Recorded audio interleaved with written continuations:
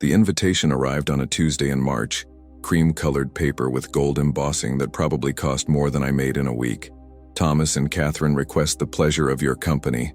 I read the elegant script twice before the reality sank in. My little brother was getting married and I wasn't going to be there. I sat in my cramped studio apartment in Detroit, surrounded by the tools of my trade, paintbrushes, canvases, and the perpetual smell of turpentine that had become my constant companion.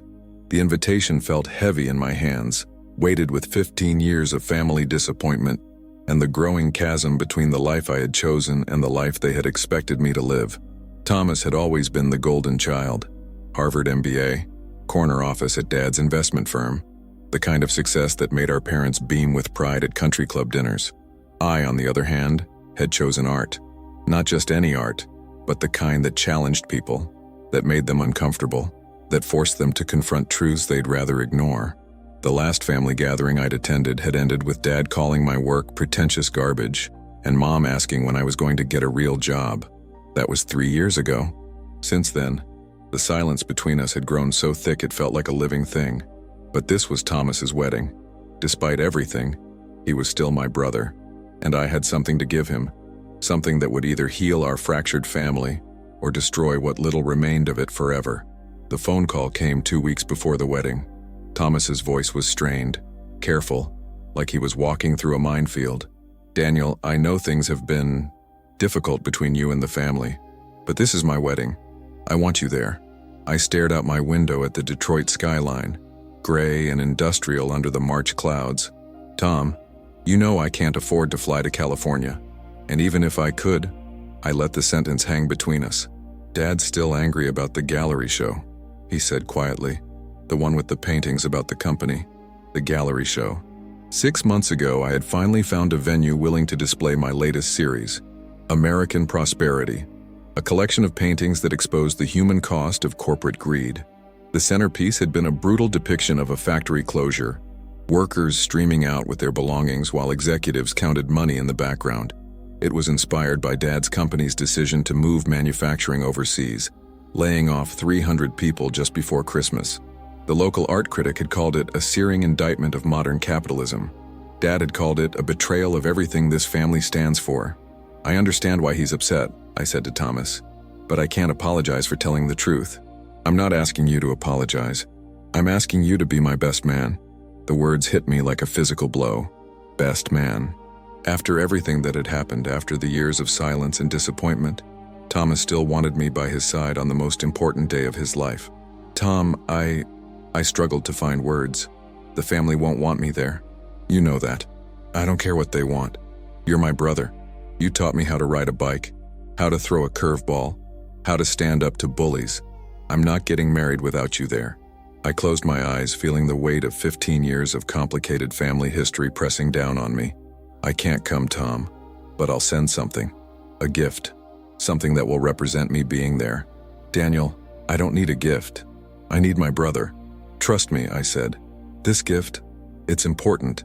More important than you know. After I hung up with Thomas, I sat in my studio for hours, staring at a canvas I had started months ago but never finished. It was different from my usual work, softer, more personal. It was a painting of our childhood home in Connecticut, the sprawling colonial where Thomas and I had grown up, where we had built forts in the backyard and snuck cookies from Mom's kitchen. But there was something hidden in this painting, something I had discovered by accident while going through Dad's old papers after his heart attack last year. I had been looking for insurance documents when I found them. Letters, bank statements, and legal documents that painted a very different picture of our family's wealth than the one I had grown up believing. The money that had paid for our private schools, our summer houses, our privileged lifestyle. It hadn't come from Dad's brilliant business acumen. It had come from a government contract during the Vietnam War. A contract to manufacture defective ammunition that had been knowingly shipped to American soldiers. Ammunition that had failed in combat, costing lives. The cover-up had been masterful, the money laundered through a series of shell companies and investments until it looked like legitimate business success. Dad wasn't just a successful businessman. He was a war profiteer who had built our family's fortune on the graves of American soldiers. I had spent months researching, following paper trails, confirming what those documents revealed. And I had painted it all. Hidden in the seemingly innocent depiction of our childhood home were symbols, dates, and coded references that told the true story of our family's wealth. The painting looked like a nostalgic memory, but to anyone who knew how to read it, it was a confession. I had originally planned to include it in my next gallery show, but Thomas's wedding had given me a different idea, a more personal way to reveal the truth. Because Catherine's father was a military historian, and her grandfather had been a Vietnam veteran, they would understand the painting's hidden message. They would know what it meant, and they would never look at our family the same way again. I spent the next week agonizing over my decision. Every time I looked at the painting, I saw not just the truth about our family, but the potential destruction it could cause. Thomas's wedding day would become the day everything fell apart. His marriage would begin under a cloud of scandal and shame. But I also thought about the soldiers who had died because of defective ammunition, about their families, who had never known that their sons and husbands had been betrayed by the very country they were fighting for, about the decades of lies that had allowed our family to live in luxury, while those families lived with grief. I called my old art professor, Margaret, the only person who had ever understood both my work and my complicated relationship with my family. "You're not responsible for your father's sins," she said after I explained the situation, "but you are responsible for what you do with the knowledge of them. If I send this painting, it will destroy Thomas's wedding. It will destroy our family. And if you don't send it, you'll spend the rest of your life knowing you chose comfort over truth. Is that the kind of artist you want to be? Is that the kind of man you want to be?" I thought about Thomas, about the little boy who had looked up to me, who had believed I could do anything. What would he think when he learned that our entire childhood had been built on blood money? Would he hate me for revealing it? Or would he hate me more for keeping it secret? That night, I added the final touches to the painting. In the corner, almost invisible unless you knew where to look, I painted a small inscription. "For Thomas, on his wedding day, may your marriage be built on a foundation stronger than ours. Love, Daniel." I packaged the painting carefully, wrote a letter explaining its significance, and arranged for it to be delivered during the reception. The letter would be given to Catherine's father first. He would understand the historical importance of what he was seeing. By the time the truth came out, I would be 3,000 miles away, unable to see the look on Dad's face when his past finally caught up with him. The wedding was on a Saturday in April. I spent the morning in my studio, unable to focus on anything except the image of my painting being unwrapped 3,000 miles away. I had timed the delivery perfectly. It would arrive during the cocktail hour, when the guests were mingling and the formal photographs were being taken. At 2 p.m. Eastern Time, the ceremony would be starting. I imagined Thomas standing at the altar, handsome in his tuxedo, waiting for Catherine to walk down the aisle. I imagined our parents in the front row, Dad proud and dignified, Mom dabbing at her eyes with a lace handkerchief. They had no idea what was coming. At 4 p.m., the cocktail hour would begin. The painting would be delivered with a card that simply read, "A wedding gift for Thomas and Catherine from Daniel Morrison. Please give to Mr. James Patterson, Catherine's father, the military historian." I had researched James Patterson extensively. He had written 3 books about Vietnam, including one specifically about military contractors and war profiteering. He would recognize the significance of what I had painted immediately. The question was, what would he do with that knowledge? At 5 p.m., my phone rang. It was a number I didn't recognize, but the area code was California. "Is this Daniel Morrison?" The voice was unfamiliar, older, with a slight southern accent. "Yes, who is this?" "This is James Patterson, Catherine's father. I'm calling about your painting." My heart stopped. "You've seen it?" "I have, and I need you to know something. My father, Catherine's grandfather, was killed in Vietnam in 1968. His unit was ambushed, and their weapons jammed. All of them. Every single rifle failed to fire." The words hit me like a physical blow. I had known the ammunition was defective, but I hadn't connected it to specific battles, specific casualties. "Mr. Patterson, your painting," he continued, his voice steady but filled with emotion, "shows the exact dates and contract numbers that match the ammunition shipment to my father's unit." "How did you know?"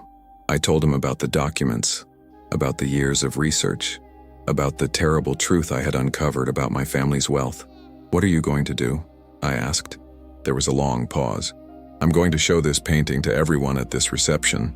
And then I'm going to make sure your father faces justice for what he did." The call ended, and I sat in stunned silence. Catherine's grandfather, killed by the very ammunition my father had knowingly shipped defective. The cosmic justice of it was almost too much to comprehend. My phone rang again 20 minutes later. This time it was Thomas. "Daniel, what the hell did you send?" His voice was shaking with rage and confusion. "Tom, I can explain." "Explain? Explain?" He was shouting now. "Catherine's father just stood up in front of 300 people and announced that our family fortune was built on blood money. He has your painting projected on a screen and he's going through it piece by piece, showing everyone the evidence you painted into it." I could hear chaos in the background, voices raised in shock and anger, the sound of chairs scraping against the floor. "Dad collapsed," Thomas continued. "He's in an ambulance right now. Mom is hysterical. The wedding is ruined, Daniel. My wedding is completely ruined. Tom, I'm sorry. I never meant for it to happen this way." "How did you mean for it to happen? You sent a painting that accuses our father of being responsible for soldiers' deaths to a reception where the bride's grandfather was one of those soldiers. What did you think would happen?" Before I could answer, I heard another voice in the background. "Catherine, let me talk to him," she said. There was a rustling sound as the phone changed hands. "Daniel, this is Catherine." Her voice was calm, controlled, but I could hear the emotion underneath. "I want you to know something. My grandfather talked about that ambush until the day he died. He never understood why their weapons failed. He blamed himself for not being able to protect his men." I felt tears starting to form. "Catherine, I'm so sorry. I never knew." "Don't apologize," she interrupted. "For 60 years my family has wondered what really happened that day. Your painting gave us answers, it gave us closure. But your wedding, my wedding, can be rescheduled. Justice for my grandfather can't be." Her voice grew stronger. "The FBI is here, Daniel. They want to talk to you about the documents you found. They want to reopen the investigation into those military contracts." I heard Thomas's voice in the background. "Catherine, you can't be serious. This is our wedding day."